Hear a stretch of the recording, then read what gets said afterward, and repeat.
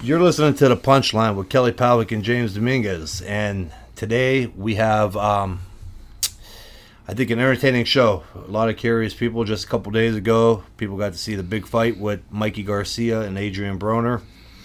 So I think that's going to take up most of the show today.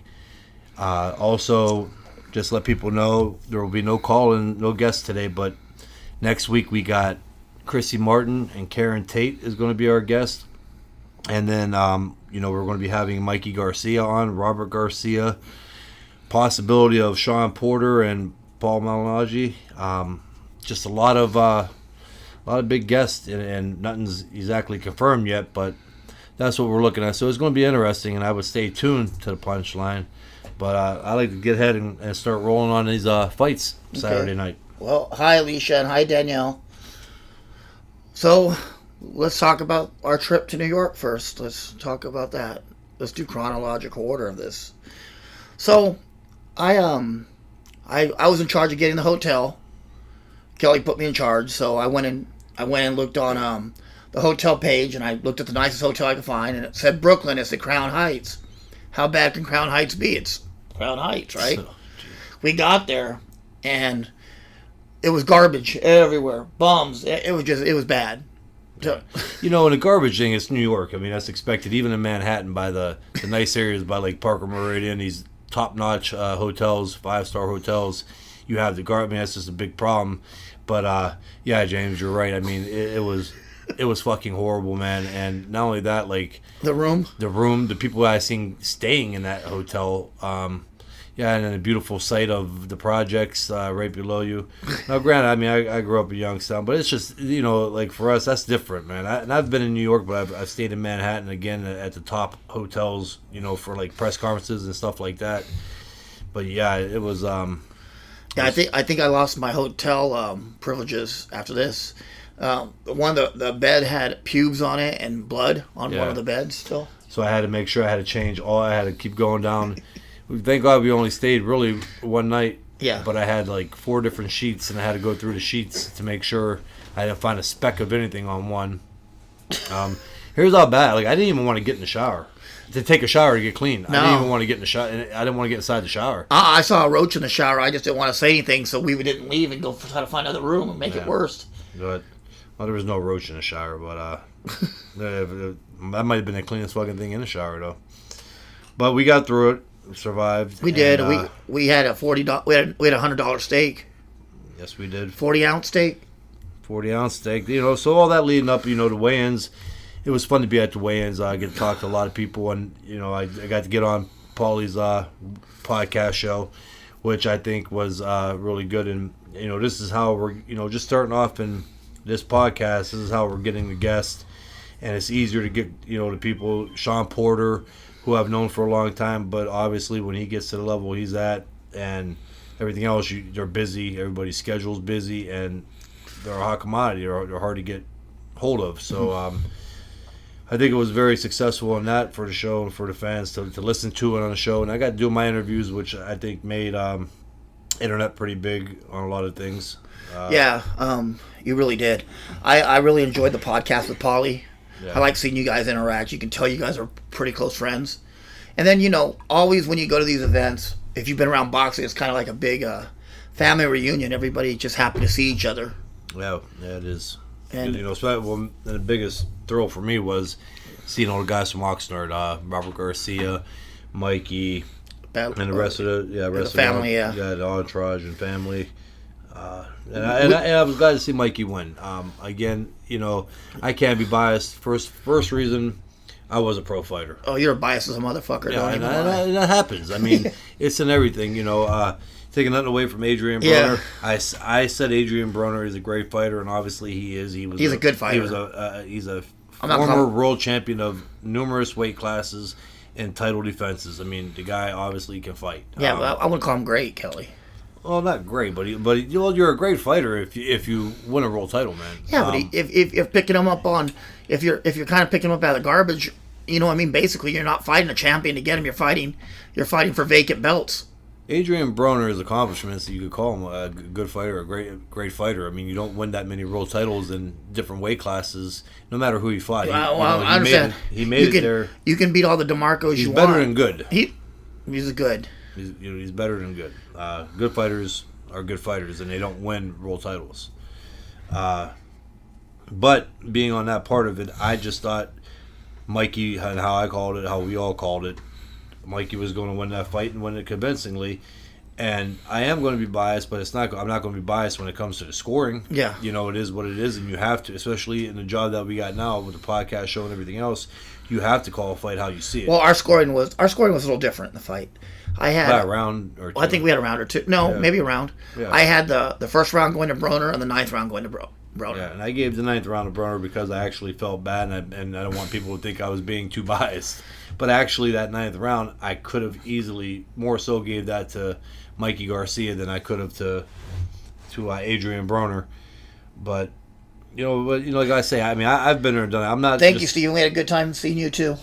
Not a regular boxing guy, Jared, just watching that never boxed. So, I'm going to be a fan of somebody, and I have the right to be with Mikey Garcia and his family. And but even with that being said, if it was a close fight and I gave it to Mikey, I could see people saying being biased. But no matter what, this fight turned out where Mikey just won it easy as hell. Well, the thing was, I wasn't real sure how it was going to go. I mean, with Broner, how he was going to look, and at the weigh-in, when he was getting off the scale, we walked in and he was walking out. He looked awful. Yeah, he looked like a zombie, and I was like, not good. And that's funny that. And so that's funny. Broner's camp was trying to put the weight problem on Mikey Garcia's camp. Well, of course he they was did. having a hard time. That's one of that's the tricks, man. That's one of the tricks that they use. But also, when we saw Mikey in his hotel later that day, we went back to the hotel and hung out with Mikey. He looked happy. He had the color back in his face. Yeah. He was hanging out, laughing, and showing pictures of fireworks. Yeah. So I mean, we had a good time. So I kind of knew from there that we were going to have, it was going to go one way. Yeah, and then the breakdown of that fight, I mean, it went as I thought it was going to go. Everybody says, I had a buddy of mine, well, I'll say his name, my personal trainer, Lonnie. He said if Adrian Broner would have kept doing that with his jab and that fought like how he did in the first round, that he could have probably won that fight or made it closer. I'm lost on that due to the fact that something happened in that first round where Adrian Broner changed his entire game plan. He got hit. Exactly. And so that wasn't going to work for the entire fight. No. And he would have got tired a lot faster, too. Did you see what I saw?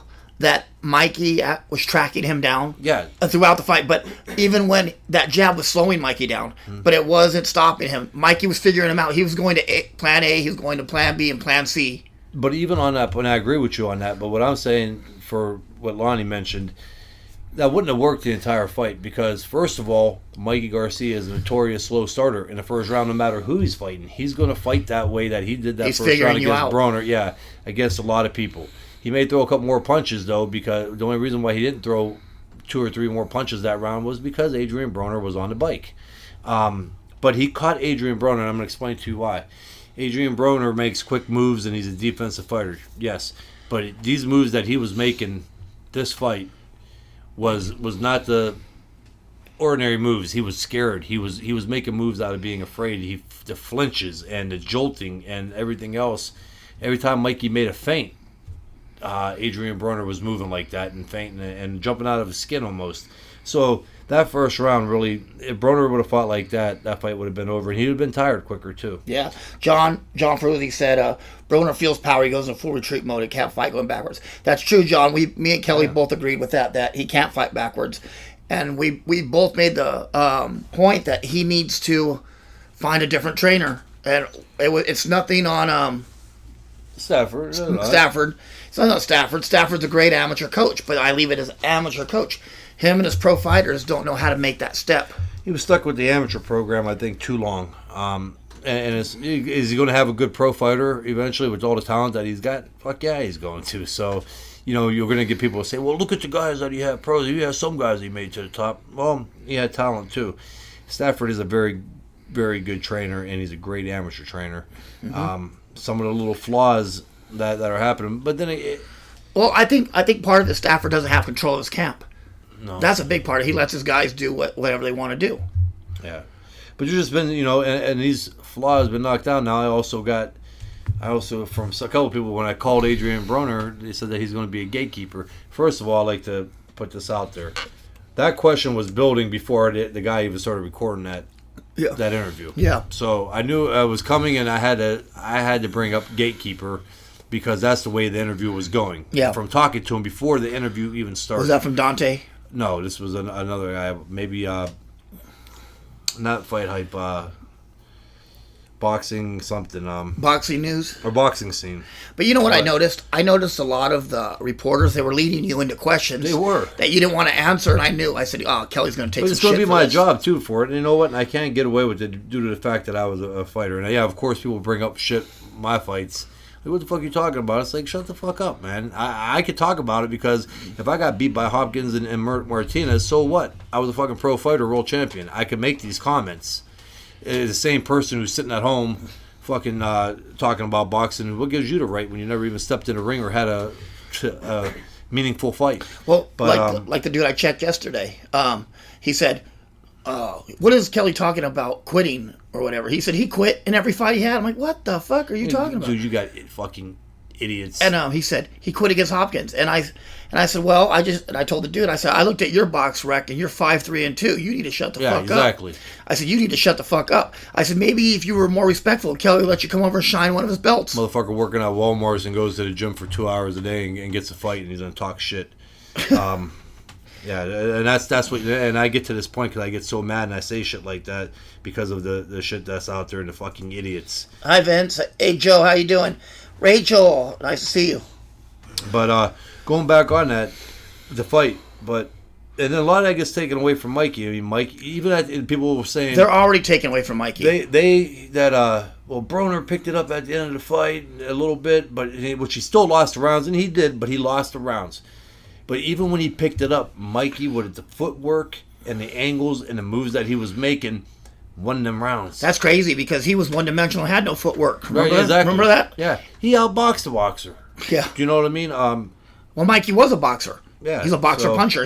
Mikey will tell you he's not a knockout artist. The only complaints that I have on, or digs that I have on Mikey's fight, the body punching. It was the lack of body punching, and that could have been a difference in maybe even a late stoppage. I think he was kind of hurting himself by not going to the body. Yeah. And then again, we both talked on that, leaving that, not only just the jab that he was leaving out there, but sometimes he was leaving that right hand out there also. Yeah.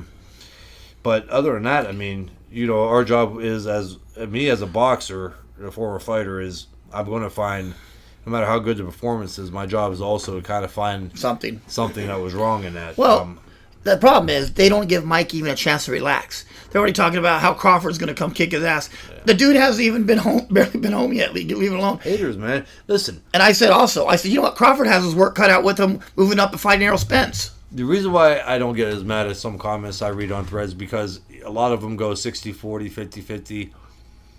A lot of people like me and like my career, and a lot of people don't.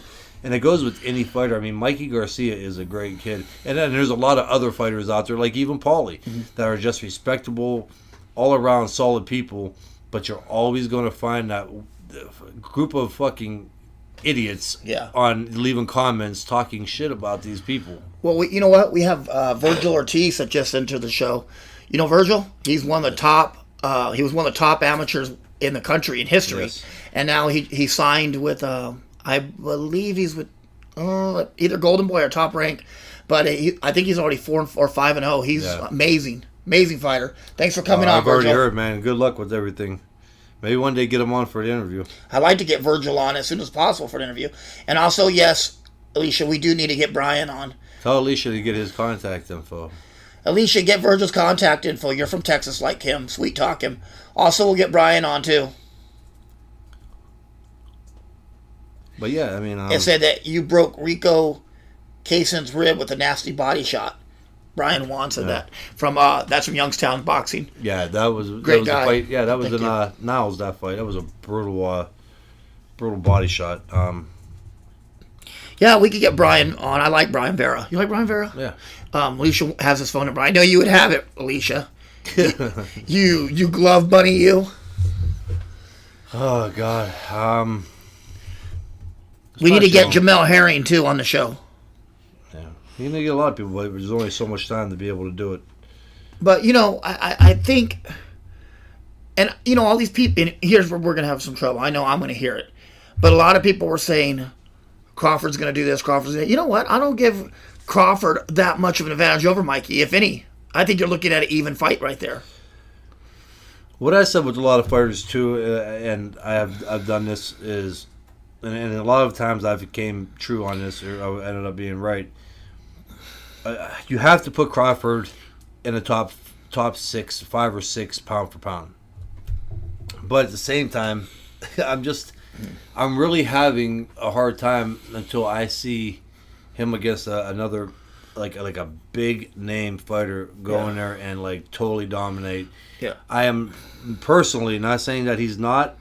I'm just not sold on him yet. You know, Virgil Ortiz said, "Kelly Pavlik, you're the man." Thank you, Virgil. Appreciate it, bud. And again, I'm gonna be paying attention. We're gonna get you on the show. So, but yeah, I mean, I'm just not.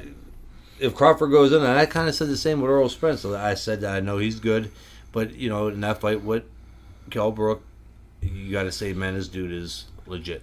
The power, everything else is legit. And Crawford, if he gets into that, if he moves up a weight class, which I don't know if he is now. They're talking about him moving 147. I heard, and I thought it was more. I thought it was more of a possibility a month or two ago, but now there's talking about more fights at junior welterweight for him. So who knows with that? But Crawford, Mikey Garcia, I would honestly have to favor, because Crawford's a big kid, but he's not big bone. I mean, he's tall. He's not he don't mind me of a strong fighter. Like, what did we talk about? Yeah, you're right. He's not physically strong. Bother Mikey. But what did we talk about where Crawford's weaknesses lie? We noticed it, and I know a lot of others. He doesn't like to be backed up, and when he is, he runs out of it and doesn't get out of it the right way. He expends nervous energy, and he's been hit with left hooks backing out multiple times. It's just the guys he's fighting can't do anything, don't have the talent, or don't hit hard enough to make him pay for it. I see only a couple right now in those ways where You're right, Mikey's Vince. at. I don't see, because Mikey's not at the welterweight division. Okay, so even at junior welterweight, I see Crawford as the biggest threat. Yes, John. Mikey has a great style, and he fights. I mean, I haven't seen anybody beat Broner the way Mikey. And I think Mikey does better with people who can box less. Yeah. Or less of a mover. So what I'm saying, I mean, there's fights out there though. I still take Mikey, not being biased. I take Mikey over Lomachenko. Just because of size? By close, mainly because of size, and I don't want Mikey to get mad at me. I mean, Lomachenko, I haven't seen guys do what he does. But at the same time, again, going on that, Mikey is just a very good fighter who, and being with his size and natural size and speed, I see that winning him against Lomachenko. Other than that, man, I'm not saying this. I don't see too many people out there right now beating Mikey Garcia. I think when he starts getting to 147, I think you'll start seeing the odds even out. Yeah. When you start getting there with guys like Errol Spence and maybe a Keith Thurman. Yeah, Errol Spence is a big. I mean, I stood next to him. Yeah, I'm 6'1 1/4", which is 6'2", and I mean Errol Spence. He's every bit of 6 foot. Yeah, 5'11". And none of that. He's a big kid. But yeah, you're starting to get into that. But that's if the fights eventually be there. Thing about Mikey is he don't give a shit though. He'll go. Mikey, as he said in the post-fight conference, he'll fight anybody. He wants to fight anybody. If you want that name in boxing, if you want to go down in the record books, those are the moves that you have to make. And Mikey is knowingly of that. I mean, but there was nothing in that fight where I just didn't see anything. I mean, even at the end, when people say that Adrian Broner picks it up and that's when he tries to take the late rounds, I seen him doing that against Mikey, but he was walking Mikey down like the last 45 seconds, minute of the round, but he wasn't really doing anything. He threw like maybe 2. He threw the right hands out there. He didn't even turn on him. And it looked like he was walking Mikey down and doing more, but he didn't throw anything. Mikey frustrated him with the footwork. Yeah, you know what, Kissa? I'm pretty sold on Errol Spence. I've seen him do other things in the gym and things like that. He is a legit world champion. He is going to be a great one. And Vince says Mikey beats Danny Garcia. I think Danny Garcia has his work cut out. They're talking. They're actually talking right now. Brandon Rios and Danny Garcia, and I think that'd be a slugfest. Oh yeah, I heard Brandon Rios. Oh well, but it's in talks. There's nothing signed. You know what I mean? With that being, yeah, Danny Garcia is a tough dude. I'm sorry. I think I like Mikey or Danny. I don't. I think using that fucking term again. I'm not even going to say that word, but I think Danny Garcia is a good stepping stone right now, right below world championship level and world championship level. Yeah. And I think he's a hell of a he's test. That B. That's not a bad thing. No. When I say that, like, for instance, when I called Adrian Broner a gatekeeper now, and I was kind of pushing. He's a gatekeeper from contender champion. But being a gatekeeper, you're making great. That's a great thing to be a gatekeeper. I mean, you're still making great money. Okay, very good money, and you go in there and beat one of these up and coming kids again. You're right back in the. That brings you right back into world title fights and winning world titles. Cameron, how is Crawford too versatile for Mikey? Mikey didn't prove to you at any point that he was an elite boxer or had great movement? He's asking me that. No, Cameron's saying Crawford is too versatile for Mikey, for me, although Crawford doesn't face a legit puncher yet. At what point did we not see Crawford be more versatile than Mikey? I think Mikey showed that he was one of the most versatile in the division. That's it. Because Mikey's not flashy to people, though. I mean, but he makes the moves. You're not going to be versatile against Mikey because he's going to beat you. Anything that you move or strategy you got, Mikey's going to beat you to that. And I'm befuddled on that. Well, Carl, you can't make people fight, People aren't not exactly lining up to fight Spence. I mean, that's the case of it. Spence puts the challenges out there, and it just doesn't happen. Making a fight is hard work. And what's scary about a guy like Spence is when you get a guy that can box and punch like that. I agree, John. You know what I mean? That makes it hard to beat a guy like that. Yeah. It makes it hard for people to want to take that fight. Usually if a guy is a big power puncher, you kind of go, well, you know what, if we could do this and stay away from this.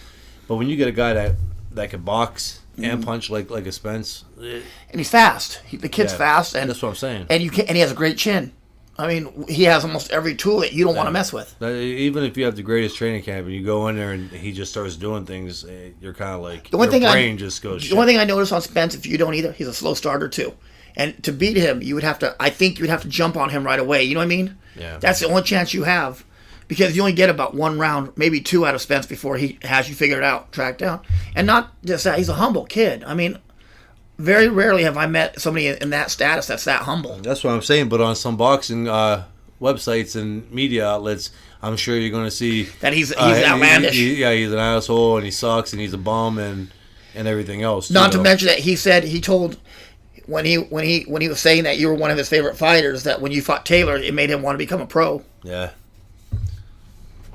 See, I get a little when fighters are cool. Cameron, I think that would be a great fight. I get a little biased towards them. And I think Thurman can match Mikey power for power. I think it would come down to what Thurman shows up. The Thurman that boxed like he did against Danny Garcia, or the Thurman that ran backwards, almost got knocked out. For Mikey? You're talking about Mikey fighting that? Thurman. Again, for me right now... Power for power, though, I think they're about even. Well, not even... No, I mean, I gotta... Maybe because Mikey's fighting at the weight that he's fighting at. But, Thank you, Alicia.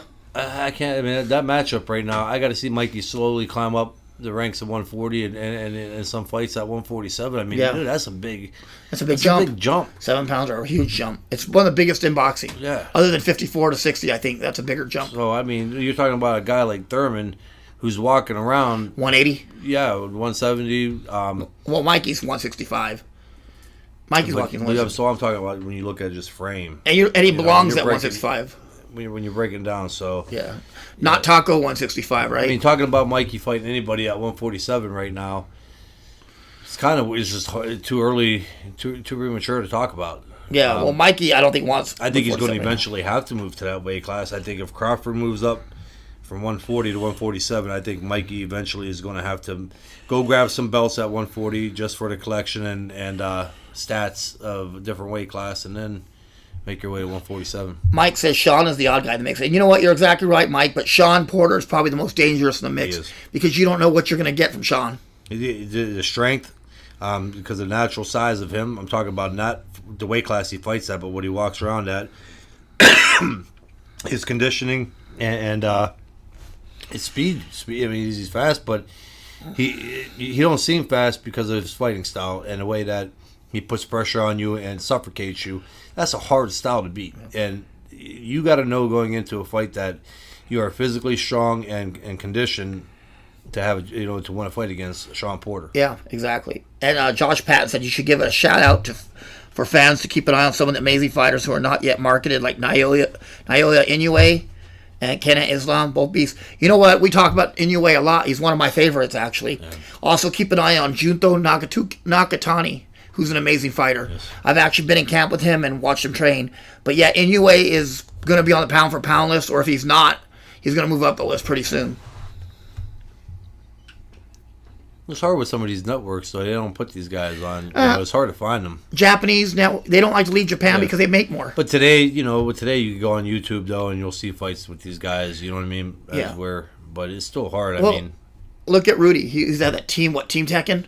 Yeah. And they have all the Japanese fighters, even Chocolatito's fighters. They stay in Japan because they make twice what they make here, and they don't have to make as big challenges, you can fight another Japanese guy for $500,000 in your 11th fight. Yep. Well, hey, we're going to take a quick break, and we'll be back on the Punchline with Kelly Pavlik and James Dominguez. All right, and I'll see you guys soon.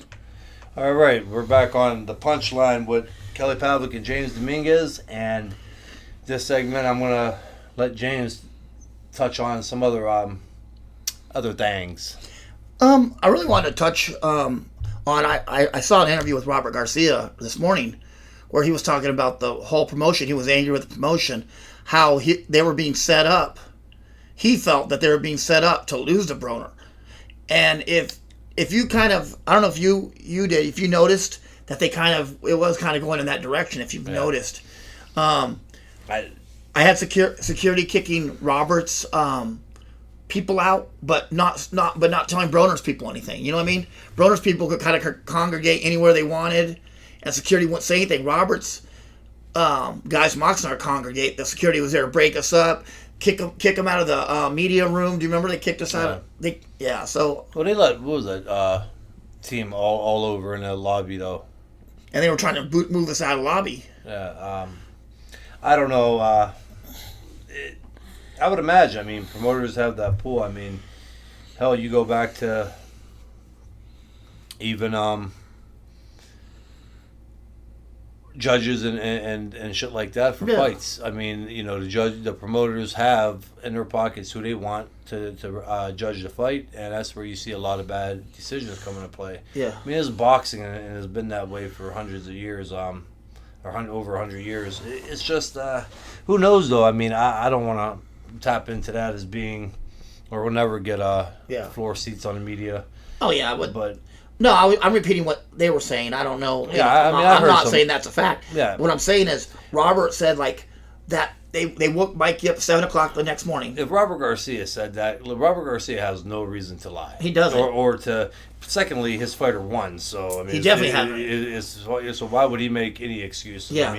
His fighter won convincingly and looked great. Well, he said he was angry about being woke up at 7 in the morning, Mikey. Yeah, and that's 4 o'clock his time. It's a very reliable source if that's coming from Robert. So he sent it live on Ellie, with Ellie video. You can look it up on YouTube, if you guys want to, or whoever wants to. But he was saying that he woke up at 7 a.m. and that's 4 a.m. his time, and he went to go do a photo shoot, a radio show that had no bearing on the promotion. Yeah. And then he was out for 8-10 hours that day. This is the day before a weigh-in now, right? And Broner had nothing. Broner was in bed laying on his ass all day long. So, or probably able to go lose weight. Lose weight. Yeah. Well, Robert had Mikey. They were running all day long, and they're saying, "Hey, this is kind of being set up to not work in our favor." You know, Yeah, I don't know. I mean, I had no problem with the promotion. I thought the promotion treated us fine, didn't you? yeah, obviously, and but you know that's again that happens in boxing, especially when you get to that. Man, it's crazy. Like Hi, Amy. all the little tactics that go into when you get to that level, man. It's kind of like you're the fighter and you're by yourself, but there's just so many little tactics. Like for instance, when I fought Martinez. The weigh-in was supposed to be at 1. Martinez camp knew how bad we were struggling to make weight.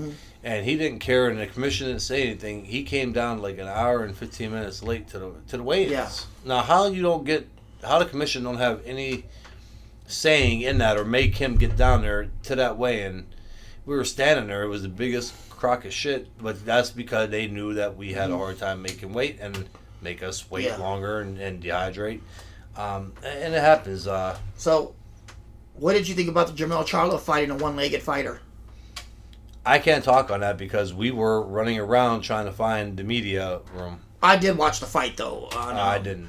Yeah, I you know did not what? get a chance to get back. People are coming down on Charlo for it. And I go, it's not Charlo's fault. He did his job. The guy still chose to fight, being injured, right? He chose to get in there and fight. Charlo's doing what he's supposed to do, and that's knock you out. Now, that being said. We've seen Charlo how many times in person? 2 or 3 times? Yeah. And every time that we've seen him, there's always been some kind of drama going on with that camp. Like, I don't know what it is with them. DC, they had it. And then now this time they're fighting with Andrade in the Again, that's not my spot to but talk shit on. But we're not talking shit, but this is what we do. You know, we report these things, you know. Yeah, I stay away from that part of the... I'll let you do that. That's your... That's what I do. I mean, I'm not saying anything that's out of school or not a fact. You know, that was his, first fight at middleweight? Yeah. So, I mean, also, you got to understand, a weight class is a big difference. I mean, you've seen numerous fighters not carry their power or anything up to their weight classes. It's too early at the middleweight division to start knocking him and his performance. I mean, now his next fight, depending on the opponent, if he's average in his fight or subpar, I mean, then that's when you kind of start knocking him on it. But that was the first fight into that weight class. And what I'm trying to say is physically he doesn't have any issues. I think mentally there's some issues there. There's something going on why he has to be so fucking combative and angry. But a lot of these things, though, we're hearing word of mouth. We heard in the hallway. Well, that. But I'm talking about the things like when they're out and... Oh, yeah, I was worried. I'm not talking about that. I'm talking about what transpired on fight night in New York. Yeah. The hallway and then in D.C., you know, what transpired. Yeah. And then the comment he made in that fight he made in Texas. And do you think there's a lot... Now, also with that, every time those incidents happened... It was the team, the entourage surrounded by him. They helped. Yeah, but so he was is it really him, or is that... He was making comments, too. Yeah, but maybe the team started and fired back and replying back to... But part of him being the fighter, being the boss, right, is keeping order. Telling your team, hey, we can't be doing this. Shut the fuck up. I used to tell my team... Shut the fuck up. On a lot of things. You know, I used to tell them, don't bother these people, don't call top rank, and They took it amongst themselves to do that. Yeah, fire them. Yeah, I mean, how many times you tell them. Yeah.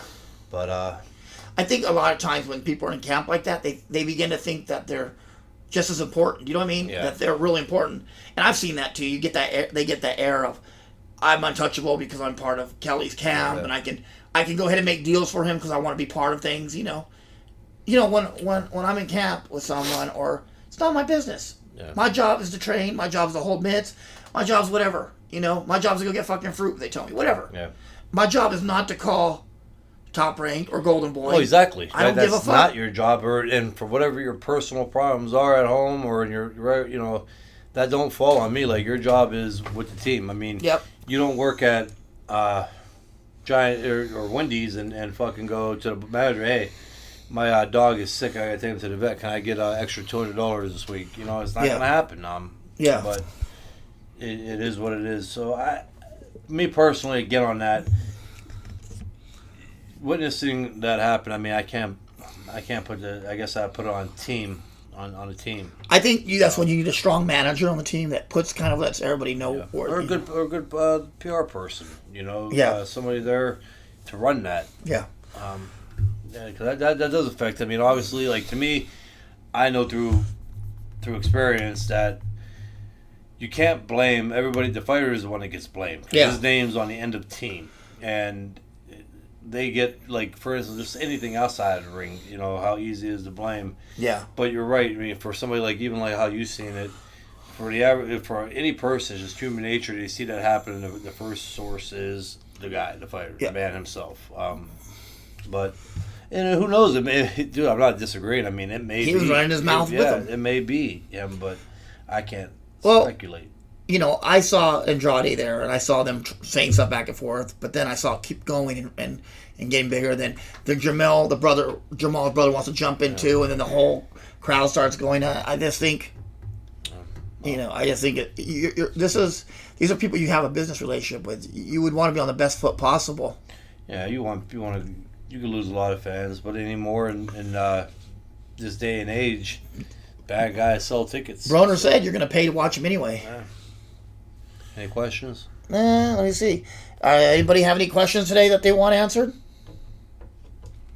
Do you want to ask Dave over there about the MMA fight? Well, Dave did watch the UFC fights. He watched Cormier and Jones. What did you think about the fight? I thought it was pretty interesting. I thought Cormier had a little more to offer than he did, but it's not much to say. He did. I don't know if it was him or his camp did consult about the amount of inactivity he had during the time. You know, was it 2 fights in 2 years? Yeah. But same goes also to say with Jones. But I just think Jones was staying active. He was probably more. You know, you're always hungrier before you get the belt. True. He wanted it back. He had a lot more to prove. I see Cormier retiring after this, to be honest. I just see John Jones as that next level athlete where you can go get coked and baked out of your mind and still perform at a high level. Do you know what I mean? This has been going. That's nothing. That isn't anything new. That's been going on for years and years in the NFL, every sport. It's just now it's coming more to the mainstream. John Jones did the whole Dave Chappelle and ran when he got caught. You know, he got caught, took his money, left the girl there on the road, and ran with a bag of coke and some cash. So, the world things that happen out there, you know. It's funny though, but everybody counted John Jones out coming back, and let me tell you why I like John Jones. I like John Jones because he sticks to his principles. He said he hates fucking Dana White. Guess what? He fucking hates Dana White. He don't have shit to say to him. I think I seen him push him away in the ring when he went to say something. I'm not sure, but I could have swore I seen that out of the corner of my eye. Like he came up to talk to him, and he kind of gave him the he didn't have anything to say. John Jones said Dana White's not the boss. He's a figurehead. I got nothing to say to him. He said I've talked to the real bosses. You know, Dana White was supposed to be his boy, his buddy. John Jones falls on hard. Sorry about that. John Jones falls on hard times. Has a problem. You don't hear from Dana White. John Jones gets his shit together and wants to fight again. Now he's his best buddy again. Yeah. People see through that shit. You know what I mean? Who does that remind you of? Don King pulled that. Don King, Bob Arum. Yeah, right. You know that's what promoters do. But the UFC was such a smaller entity where it was more of a homegrown, family-based thing where they actually felt close. In the beginning. At one time, yeah. Yes, yeah. And I think they tend to get more hurt. You know, because MMA fighters. If you've ever noticed, I'm not saying anything like on boxing, but they tend to be closer to their trainers, more respectful of their trainers than boxers are. You think they spend more time together? They spend more time together. Yeah. And, I mean, they actually spend time, living together. Hanging out together. Everybody travels in that small... You see, like, with boxing coach goes home. Unless they're kids, they usually move in with them, whatever. But as a pro, they go home, and they go home. Not so with these guys. They go to camp with their trainer. They live with their trainer in their house. And it's a different type of... I think it's part of that whole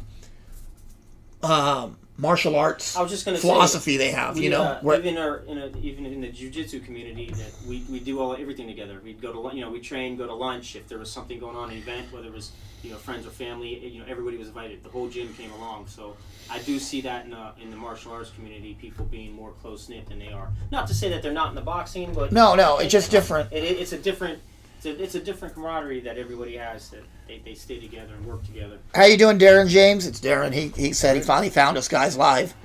And Brian has a question about body shots. How much in the head of a boxer that they might not get full credit for it as much as the head blows? I've seen some fighters work the body and get robbed. most notable Bones Allen versus Paul Ayala in the fight?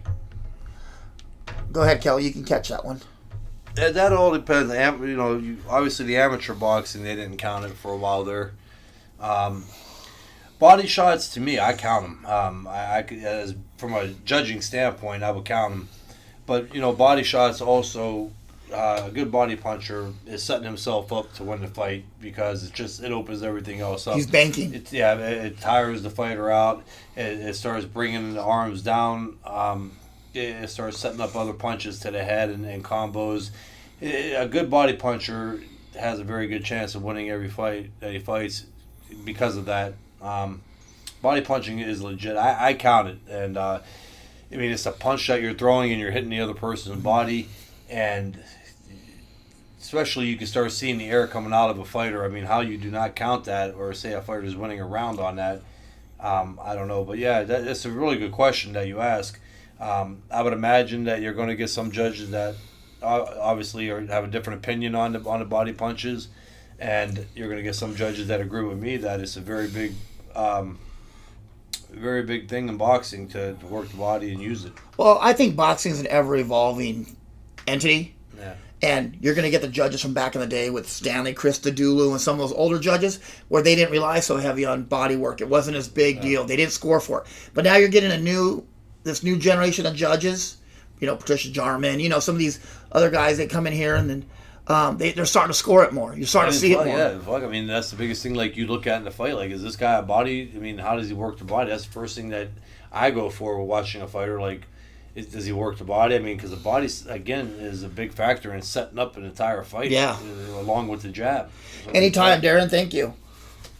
It is. We always talk about banking. You're banking your punches. When you're hitting the body, you're banking. You're putting the punches in the bank for later. Yeah. And I think with that Mikey fight, like we were talking about, I think Mikey could have made it an easier night if he went to the body. Even probably a stoppage. Plenty. If you're not hitting the body and you're hitting those elbows and you're hitting them arms, you're just making it a lot easier. You know what? And they say, he didn't hit the body. He hit his elbow or his arm. That fucking hurts. That hurts. Who the fuck? That fucking hurts more than hitting the body. It truly does. In martial arts, it's a tactic that they use. They'll attack the elbows and the joints before they even hit anything else. Boxing does it too. So, it makes sense. Physically, it makes sense. Yeah. Smart trainers. Not every trainer. Smart fucking trainers. Robert Garcia's one for this too. Emmanuel Stewart hitting the heart, hitting the guy right in the fucking heart, right below the throat. You hit him in the heart, and guess what? That heart does this. Marciano was the start of hitting people in the side delt. Yep. Now, in kickboxing, how I can remember when I for a short period of time that I was doing Muay Thai with the jiu-jitsu, they would teach how to kick in one part of the leg when they come down on it on the side of the leg. Yeah. And it's the same thing for us using somebody's arm. Yep. Right on that side delt. Marciano was notorious. Yep. And people would keep their hands and up he would like blast that. You out here. And he'd hit you right in that spot. Now you were just. Yeah, you had this round. Not even by a round. With that side delt, because that's where all of your extension and as soon as you pick your arm up, you can feel it. And even after a round of just getting hit in that, holding the arms up, this was like this. Yep. That's where you were going. You with lose it. control. Pedro Hizzo was notorious for he'll clean your legs out before you even hit anything else. The fight was over before anybody. And you'll see a lot of guys. I go out. I tell my guys, "What forearms? You have these forearms up? Hit them right on the bone of the forearms. You keep hitting them there. It hurts. It's starting to bruise and get sore. You don't want to." And then it's getting harder to close your gloves now. Say your gloves are not wanting to close as you lose hand control to keep it. You know what? It might take you 5 rounds to get your results because unless the guy's strong, he's a professional fighter, he's strong. But you're going to get results, if you just be patient. Sure. Punches on the hip pointer. They're legal as hell to hit somebody on the belt line. You hit them on that hip pointer, it's a bad day. The hip was a notorious one to hit.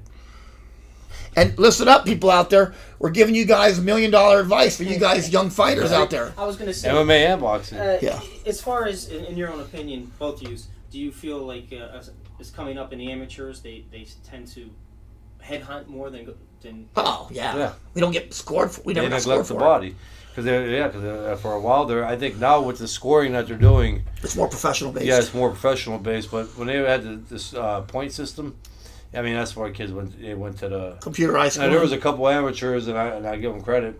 Like a Hanshaw was notorious body puncher, and That's why he was stopping people and just opening up points to the head by the third or fourth round, because he had kids scared, and amateurs. The amateur kids, they ain't even really used to getting hit to the body, and he's in there digging them body shots and taking air out of them. Yeah. And he would accumulate his points the last 2 rounds. So you're saying an experienced fighter, or even somebody with a lucky shot, can stop a fighter with either headshot or body, just depending on. Body's brutal, man. And you Body's guys seen harder who was the kid that asked about the Rico Kaysen fight? Yeah. I mean, that was a brutal body. I mean, you're not getting up from that, Yeah, you hit somebody in the liver, And it's mainly, over. Mainly for an orthodox fighter. Orthodox fighter stands at a better advantage to throw body punches than a southpaw does. Because he's away from all the vital spots. Well, the left hand is closer to Yeah. the liver. It's easier torque and quicker combo. If you're a southpaw now, I guess orthodox, now you're going to the opposite side and with your sneaky punch. In other words, you'd have to throw a wide hook to this side, and you're taking a chance of getting caught. Exactly, Carl. Salido is notorious for dropping that hip shot, but Mikey, when he fought Salido, he said that those body punches were him. It took him almost 2 weeks to recover from Salido's body work. Could. But the best at dropping those hip shots, my opinion, it's not worth 2 cents, but my opinion is Felix Trinidad was the best at dropping those hip shots. He that was part of the reason he stopped Fernando, was because he kept dropping hip shots every time they tied up. Yeah. You learn that too when you're tied up. That's another thing with boxing. Not comparing it by no means to a grappler, but you learn holds, you learn different techniques and how to use their momentum against them and position yourself, and even the legs. Kicking the inside leg out, the knee, and I was just gonna say, you kick the inside knee out with your knee, and it opens them up to a hook to the chin. Everything. Their body automatically means there's nothing you can do. Your body just kind of flaps open. But that's old school 1930s shit. And that's gonna be some shit, in clinches, believe it or not. In this fight with Conor McGregor, that McGregor is not really gonna know, due to the fact that he's not really done those moves in a stand. Thank you, Brian. He can't hip toss Floyd, so No. But Floyd's gonna know these little But technique. Floyd is a master of all those. Exactly. Or being in the clinch and grabbing someone's elbow and just moving the elbow out of the way. That's huge. And people, they get in that clinch and they tighten everything up, but they don't tighten their arms. They just sit there and they get their elbow moved and they get hit right to the... Yeah, like I said, I'm anxious to see how this is going to turn out. I think it was thrown together quick for Hollywood, quote, Hollywood purposes. You got two completely different styles, completely different sports. Somewhere in the back of my head, I agree with you on that. Like, the more I'm really thinking about, this is gonna be an awkward fucking style for Floyd. I don't think it's going to be a very interesting. It's either going to be Floyd's very still interesting. but Floyd is still gonna whoop the shit out of him, though. I mean, Thank you, Darren. We appreciate that. I just don't think he's gonna whoop him as much as I originally thought. Yeah. But I still think Floyd's gonna beat the shit out of him. I'm anxious to see what happens. Well, you know what? The thing about this is, I'm hearing from the rumor source. I'm hearing from some of the top guys in Showtime at the fight this weekend. When you're meeting, you listen in on everything. And I'm hearing that this fight is not going to do as well as they think it is. I'm saying it's going to do great, Sure, but it's not going to meet the expectations of what some people are saying. They're saying 9 million people are going to. They ain't going to be like that, and they haven't sold out on tickets yet. That's the scuttlebutt you were saying that if the tickets are. Right. Well, you know what? It's hard. Have you looked at ticket prices? $750 for up in the top decks. That's what I'm saying. This all has the makings of a Hollywood Rocky 7 because I can't see people spending. Tickets are more expensive for this. For two fighters that have come from completely different worlds, completely different universes. Tickets are more expensive for this than the Manny Pacquiao fight and Mayweather. But where you're forgetting, again, is because since how long now, boxing and martial arts. And you mentioned this. Bruce Lee or Mike Tyson. Yeah, you mentioned this on the episode before last, and I'm not going to lie to you. Do I think it's the greatest thing as far as for boxing? Absolutely not. But again, it is what it is. This is the biggest talked about fucking thing. Wherever I go, people that I've known that never followed combat sports at all are asking, who's going to win this fight? Okay. When's it stop and who's the next mega fight? Is this going to be other mega fights? Is this going to be the next big thing? It's going to be not just boxing, not MMA. Now let's get the two together. It's the whole P.T. Barnum aspect. I think so. And it's the whole hybrids. It's the whole P.T. Barnum aspect of trying to sell something that people don't want. We're going to always have this conversation. Well, I don't think John Bones Jones could fight Listen, whoever, Mikey but- Garcia. You know what I mean? It's just. But you got to How's remember that this. matchup, You got to you know? remember this too, though. I Size mean, difference. these MMA fighters ain't getting paid what they should be getting paid for in their profession, So they're jumping shit. and they don't give a Chasing fuck money. if they lose or not. Yeah, you offer another guy out there. Give me a fairly big name in MMA, Yeah. and you say, hey, we're gonna have you go fight Canelo Alvarez. That's what I was just saying. Now you're gonna make one. We're gonna have Nate Diaz fight Canelo Yeah, Alvarez. you're you know going what to I mean? make between $800 and $1 million for your fight against the other top opponent in MMA, or you go fight Canelo for a $25 million. What the fuck you think you're going to do? That's what I'm But saying. but see, the UFC is not stupid. They realize this, and now He's there, they're he's they're there. promoting that too, and they're going to make money off the back end. That's what they did. The UFC's making a shit ton of money because they're promoting. They're helping promote now. They're co-promoting it instead of losing the guy. They'd rather co-promote it than they Yeah. would lose him, Yeah. and they know what they're doing. Do a partnership. I mean, The UFC are fuckbags. Let's be honest. It doesn't. We're not going to get credentials to anything in the UFC anyway. You know what I mean? Yeah. But let's just be fair. They're fuckbags.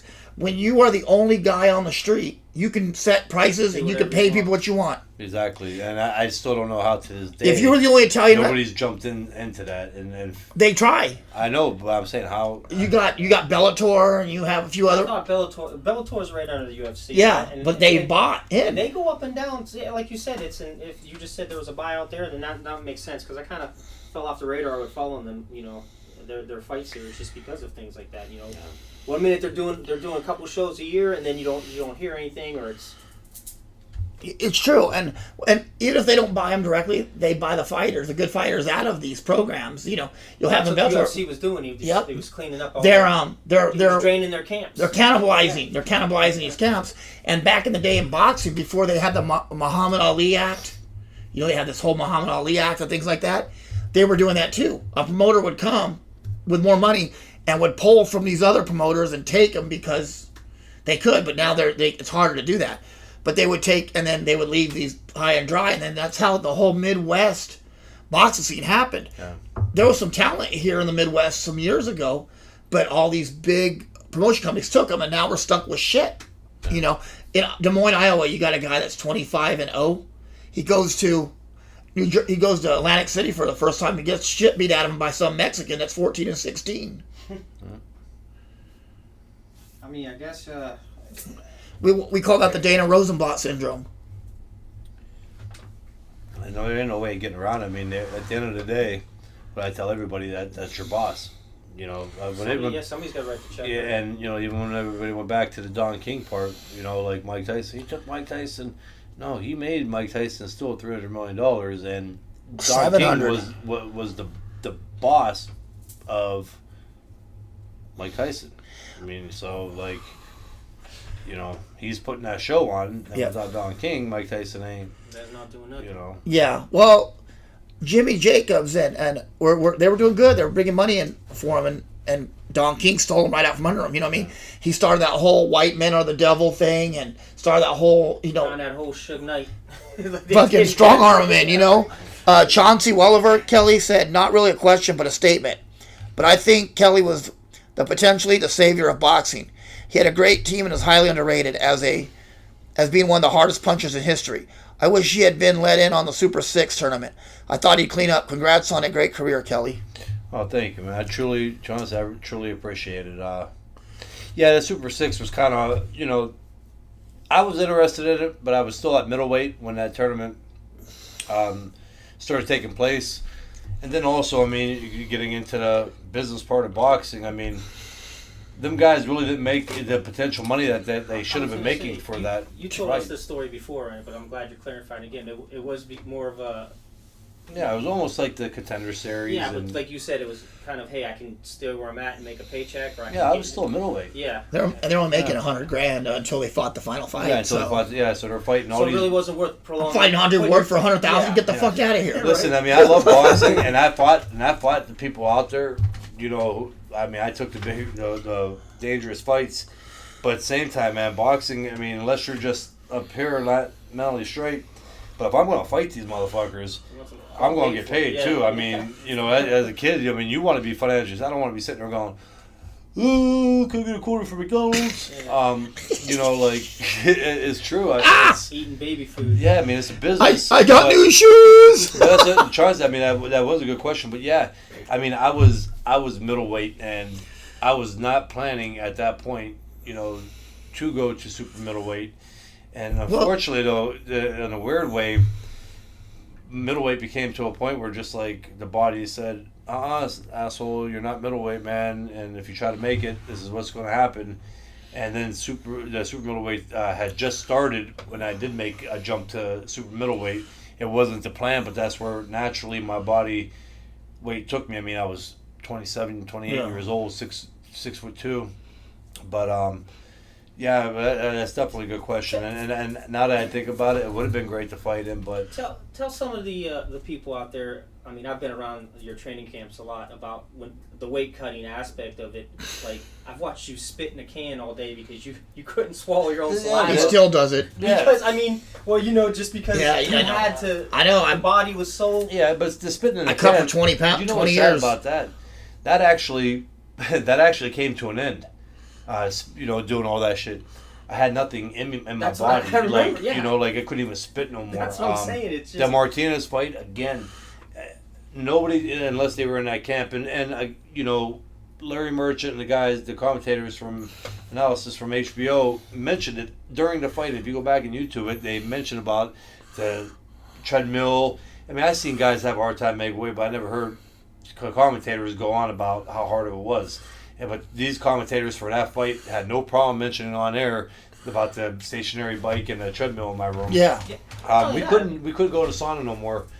We tried. We had a doctor come in that we brought in for that camp too, and there was a little thing by jumping in cold water and then going into the sauna. Yeah. It shocked and helped open the pores. But there was nothing in the body. I mean, yeah, when there's nothing left, there's nothing what left. resorted was to just try to burn whatever calories Do you we think had. that was Bro, I've seen breakdown? I've seen fighters. It was horrible. I've seen fighters take a diuretic, a whole fucking X-Lax. Oh yeah. Get in a hot tub of Epsom salt, lay in there and shit themselves in there just to pull that extra weight off. I said, you disgusting motherfuckers. To see even that, like with that, and that's true. If I would have done that for the Martinez fight, I would have been dead in that. They would have found me dead floating in that water. And it was shit. Kelly and Elvis died in their own shit. Yeah, no, that's the point. That's I've had to go. that's the point that it came down to with the Martinez. I mean, how many guys that went to the people that went to the Bronco McCart fight? I mean, right there, we kind of started knowing, but we changed the strength and conditioning program for that fight. That's why that one, and that wasn't nowhere near as bad as the like Martinez. you're saying, you fought going up in weight for. You knew the inevitable was coming, so every fight. Again, what I said. Again, what I said with the Martinez fight was that I wish if I could go back and do. I should have just came in at 161, which would have made. I mean, you're talking about 4 to 5 hours of being drained and not exercising at all, or even 162 and a half. I mean, I would have gave them some 250,000. Yeah. Take my belts. Who cares? Because I'm not fighting at middleweight no more anyways. Yeah. You know what I mean? So if I would have done that, we would have seen a totally opposite fight. But it is what it is. And now for me, if I continue in training fighters and shit like that, these are all learning experiences that I take with me as far as, you know. What to do. Yeah. But yeah, even in the martial arts setting and wrestling, it's like I said, it's the same way. I don't think the people out there really truly understand what you go through. You know? And then you get in the ring and you lose. Like, oh, he sucks. But you get, you get people with dieting, and that's a real good point. But you get like people have to understand too. Like you're gonna, no matter how good of a camp you have, usually it comes down to a period of time where you're going to dry out before weigh-in. Yep. Okay, because fighters fight at the lowest weight class, you know, to their potential.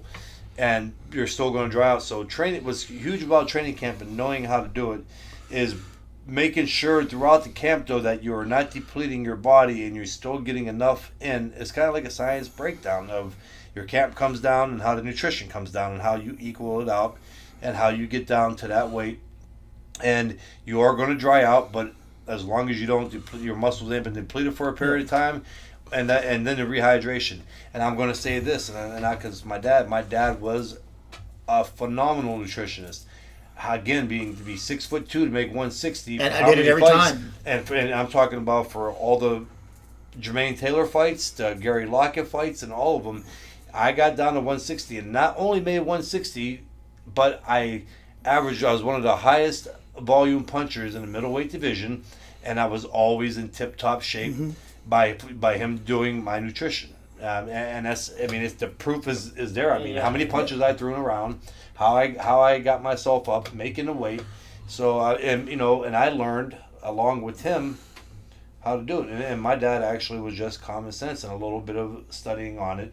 He didn't have to have a degree. I mean, some of these people get a little too excited with these fucking degrees and shit in it. And, he didn't. And you don't. What changed that regimen, or what was it brought by the somebody up in top rank? Well, again, you start, because it was getting a little harder, and that's going to happen. Again, 6'2". And I don't got a small frame. And then age? Yeah, age. 28, getting close to 30. It's not a small frame. And then, of course, everybody throws in the shit. And then, so they were trying to keep you at 160. Yeah, so my dad was my dad even though they knew. My dad was one of these people that not like how other fathers get involved. My dad just sat back and what was best for me. And my dad said, you know what, if you guys all feel that this is what needs to be done, I got no problem for that. Because hey, listen, I don't care who you are. Nobody wants to, when they're have a side job and fucking cook 3-4 times a day. Yeah. You know what I mean? He wasn't getting money for that food or anything else. The money went to my trainer who paid my sparring partners and housed them. Yeah. We didn't see any of that training money. No, and no telling how much they kept. But exactly. You don't know. But also something I want to touch about too. I brought up that Super 6, you make $100,000 and take it to the finals off each fight. And then I said, I don't fight fucking Ward or Abraham for $100,000. And they said, fuck, I would. Well, let me explain how this works. And Kelly is here too. You don't make $100,000. You don't make $1 million. When you're a pro fighter, your expenses are a lot more than you're making in. You go out, you make $100,000. Let's just say you made a $100,000 purse. First of all, 33 1/3% of that, at most, will go to that manager. No, not always. I said at I had the lowest manager. You did have a shit. but yours was rare Yeah. because your manager didn't house you. He didn't pay your expenses, so you don't have that. But for most fighters, that's not the case. They do pay 33 1/3. Okay, you're paying your trainer 10%, anywhere from 10 to 15%. Anywhere from that. My total payout, what's crazy, not to interrupt, my total payout was what most fighters just paid their manager alone. That was my total payout. Yeah. With everything was 30%. I know, that's good though. But you got that, then you got taxes. If you're not fighting Vegas, you got taxes. No. And you got taxes of the city you're from, and also the city you're fighting, and your state you're fighting in. And then you're paying, some of the times you're paying for your sparring partners if your promotion's not taking care of it. Okay, see, this is what I got into about, why I laugh with Broner. I got to say it because it's funny. Well, your $100,000 becomes $40,000. Yeah, he says, like all about billions and stuff like that. And his biggest that by the time he pays that entire entourage, that entourage is just taking money. Oh yeah, and everything else. And he has not made. I don't think he made a $6 million payday. No, I think his biggest payday was like 1.75. That's what I'm saying. And it wasn't 1.75 because he has 7 fucking kids. You know how you pay child support. Yeah, and if you ain't paying it, they're taking it. They're paying it from it. But that child support comes out before the check even gets cut. Some of these guys just don't understand, man. Like they don't, It's great to have somebody around you that actually cares and watches and knows and guides you and explains to you. Him and Mikey made $1 million each. Correct. They made $1 million each. Made? Walking away. No, they grossed $1 million. They made it netted $400,000. Well, I know Mikey maybe netted a little more because he has less responsibilities. I mean, obviously, Yeah. They have their own internal camp. He's not having to go outside of camp like Broner had to go to Colorado Springs and bring his sparring partners in and all this. Mikey has a full camp at his house. He has a home with 11 acres and buildings and everything else. So everybody, and then they have enough fighters where they don't have to go out and get sparring partners because they have a whole stable of fighters. So I'm sure Mikey brought in, what do you think? $500,000? Probably. And what Broner, about 350? It's not my place to talk about it. No, I know it's not my place, but I'm trying to. Damn, man, you are just get into these people's business. Let me tell you why. Man. Because people think that they make a lot of money. That's the point I'm trying to make is these fighters are making a shit ton of money, and it's not the truth. Well, I mean, These guys, to make $1 million, have to fight 4 fights at $1 million a fight. exactly. Or twice a night. You know what? 2 in 1 night. I'm trying to explain to some people Well, it's like these people that walk around with their nose in the air because they make $80,000 a year. because they make $80,000 a year, and I'm kind of like, motherfucker, we have a take out. Okay, go look at your house. Just your mortgage on a house, or just to run your house, you know, and everything else, and just take your grocery bills throughout the year, and yeah, you know, walking around. I don't want to sound like I'm in their business, but what I'm trying to say is I'm trying to put it out there that these fighters don't make the money that you think. Yeah. That, you know, Ward made $8 million. Really? He made $8 million, but he didn't bring home $8 million. He didn't bring home $5 million. I'm not going to talk about the purse of what Broner made, but when we walked through the thing, we had the credentials to go to the media. Yeah. Put it this way: he owns 2 cars that were worth more than what he made for that fight. Yeah. So that goes to tell you What he's spending his money what, on. and a couple months or He had a year. There was a hypercolor, Yeah. Rolls Royce. You remember hypercolor? They changed. It changes color when you look at it. Yeah. It went from gold to purple to blue to brown, and then there was 50 cents. Yeah, but I mean, it is a thing, man. you know. You don't, but then you get to the guys though that do make very good money. Oh, yeah. Obviously, it's always been lower weight classes don't make what No. you know the higher make. You know, Andre Ward and Kovalev have made some serious money their last fight. You know, Well, look at Carbajal. Carbajal, how many fights? 50. yeah. Didn't make over $5 million his whole career. Wow. And he was he's a Hall of Famer, all-time world champion. Yeah. But it was just the way that the purses were set up. If you were 108 pounds, you're going to make $50,000. You're going to make $60,000. You know. Yeah. That doesn't make any sense. I mean, if you're a big draw, you should. Yeah, but nobody watched the little weights back Yeah, then. but nobody. Yeah. Heavyweight division was prime. The middleweight division. Kind of still to this day, besides the fact of Lomachenko and the Rigondeaux, and even probably Mikey Garcia, but still, I mean, even compared to your Triple G's and Andre Wards, I mean, you're still not as so. You don't get the following as much. Lomachenko's not even making what people would think. No. Lomachenko's, you know, he's in the millions too, but low $1 million range. There's a cutoff that these promotions will pay. You know, that there's pretty much that. What happens is Kelly. It's not what the promoters will pay either. It's what the networks. It's what the networks are going to throw in a pot for the promoter to disperse. Yeah, you know, the network will say we only have $3 million for this whole show. Make it happen. Their budget. You have $3 million. You got to figure out how to divide $3 million up between All the 6 cards. You know what I mean? I hope 6 that you got a fighters. good gate. Yeah. And then some of these, I think from last I heard, but some of these bigger time arenas, especially like Vegas, that's why it was so big for a while. They also, along with the network front, what do you call that? What do you call that when they do that? Like for the purse. purse bid. Well, yeah, but they front out the money. You know, they'll pay to have the show. They bond it. They put those bonds out. To have the show at their arena. I mean, because you go back and you figure you get a Mayweather Pacquiao fight, they don't care. They'll put out $2 million, you know, on top of what the network. Just to drag. To bring people in for it to come there and gamble. Well, yeah, and a lot of them will do what they call bonds now.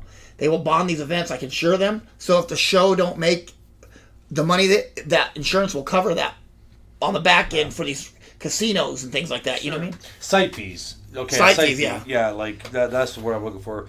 Usually promoters at local shows or something not as big, or like at a UNLV, they'll pay the site fee. They'll have to pay the arena or wherever they're having it, as where the MGM, Mandalay Bays. For them to make money. Though. Yeah, they want you the guys to drink and go gamble. Exactly, and I was reading an article.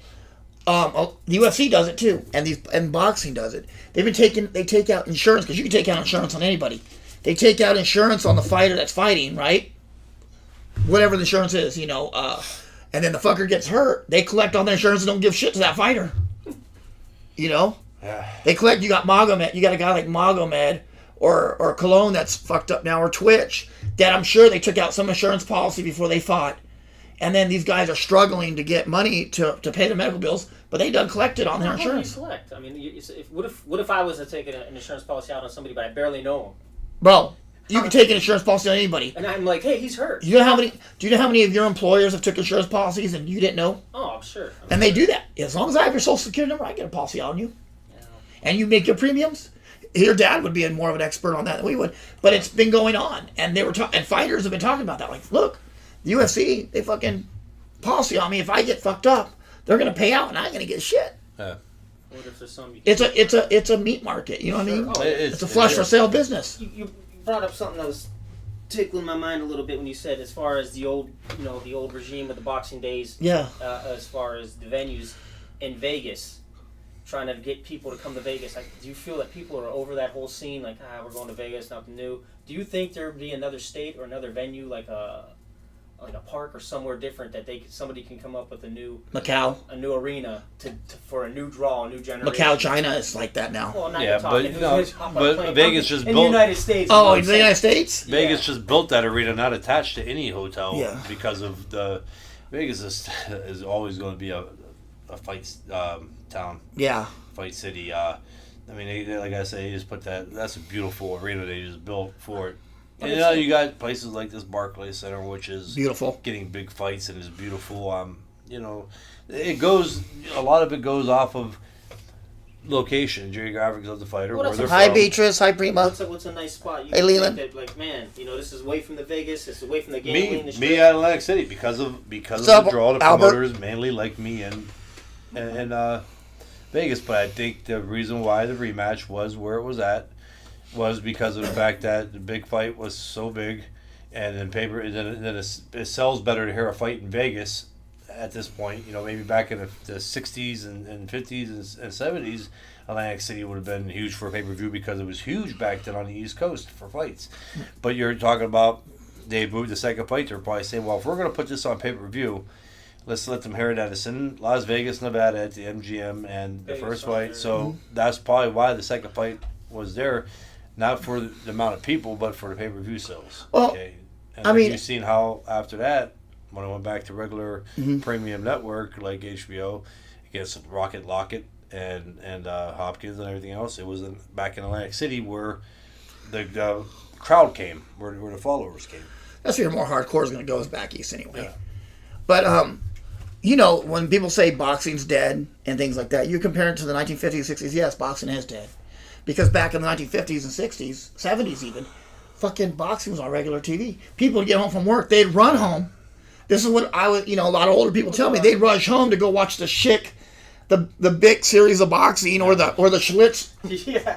Thursday night fights, What was the one they had on Saturday morning? Wild World of Sports? Yeah. And you see Benitez and Leonard fight. Yeah. But these guys would have like the shit, and they'd get home and they'd get in their fucking best outfits and they'd fucking booze. We were just talking about the other day. It's funny you said it. Society doesn't dress up or care. No. And it's like, that was a big thing. It was a big thing. Friday night fights. Yep. Kids are dressed, guys in top hats. The At ladies the are all house. looking good. Yeah, even at the Bars, house. restaurant, yeah. And then people would be out there having drinks, and the kids, You got dudes in cut-off barbecue. shorts, sleep. Exactly. You said It was a tap big- out shirts. Yeah, big fucking. It was a big That's fucking you. deal. That's you on them and that. I want to clarify this. I've never ever worn anything tap out. Just affliction. There's affliction. No. Or I've never worn affliction. American Fighter. I had one affliction shirt. American Fighter. Maybe two. Maybe I had a pattern. Kelly's. But I never was big. I believe you. I believe you. I like to wear shit that nobody has. Like, even when I started wearing Venom, Yeah. before next thing you know, everybody at the gym's got Venom. You mean like your elect D Genova for Judge shirt? Yeah, I would like to go ahead do a plug for my buddy Damien DeGenova running for Struthers Municipal Judge. All right, guys, vote. You got Twitter? Vote for D Genova. Tweet the show out now. It's all his followers too. Well, But also, back then in the 1950s, 2 million people watched the fight.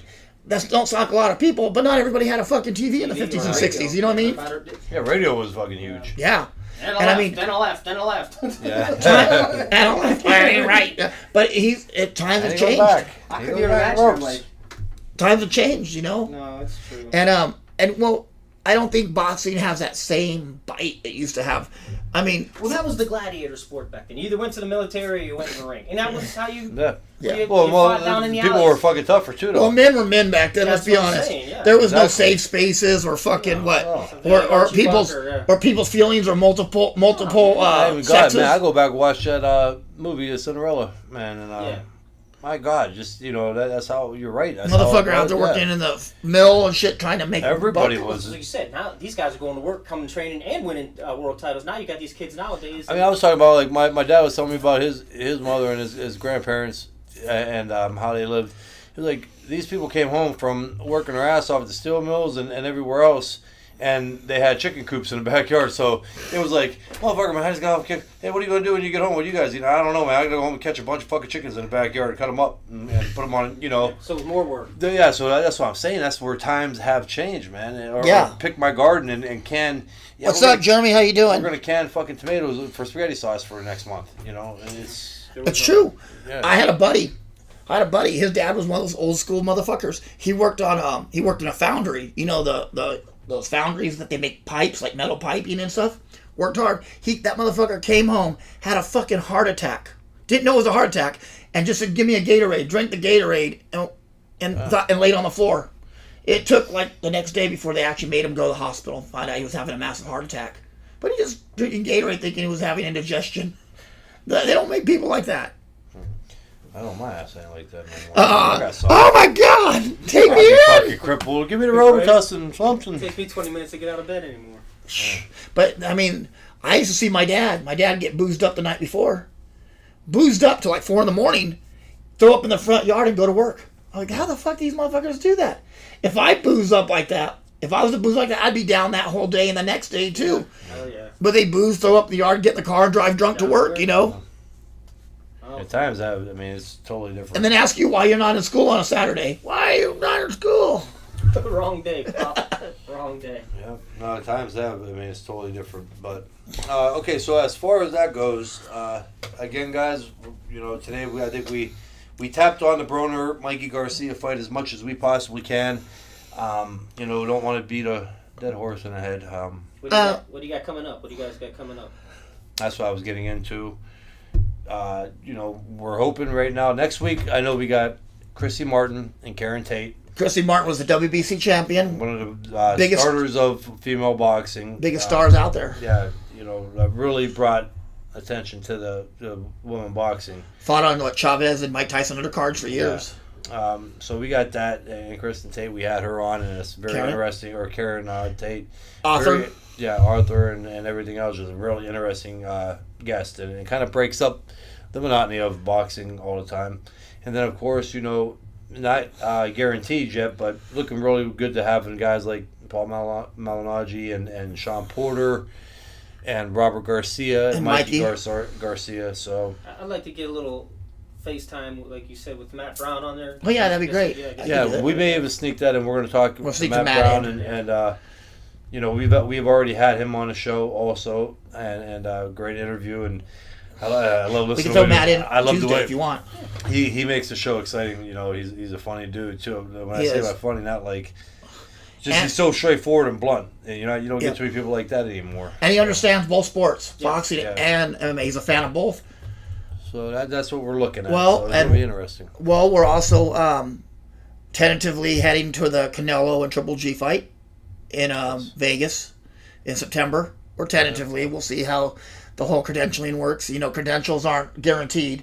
It's basically who you know and who you are. Exactly. And one thing we have is Kelly, so we'll see. But I think it looks good. I mean, But it depends on the promoters too. So yeah, it depends. It's all.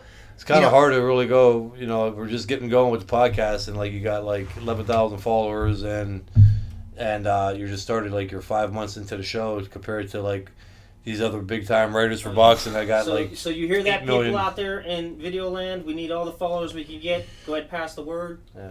We're gonna bring our Punchline. podcast show to this. Give us ground seats. No. Yeah, I mean, yeah, we could use all the support we can. We're not asking for money, or we're just asking for time. That's it, Time.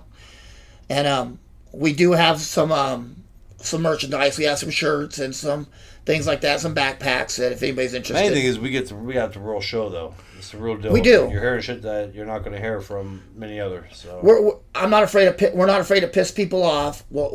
We tell about what really goes on behind the scenes in boxing. You're not going to get that from other shows. You're going to get what happened in the ring or opinions. You're not going to get, facts. It's not every day you get to sit with a world champion and ask him things about what really goes on in the business. It educates you and educates all of us too. Yep. So, well, with that being said, I'd like to thank Dave Schaefer again on the show. Oh, yeah. Interesting. James, thanks. And You're welcome. You guys will be hearing from us next week. Peace.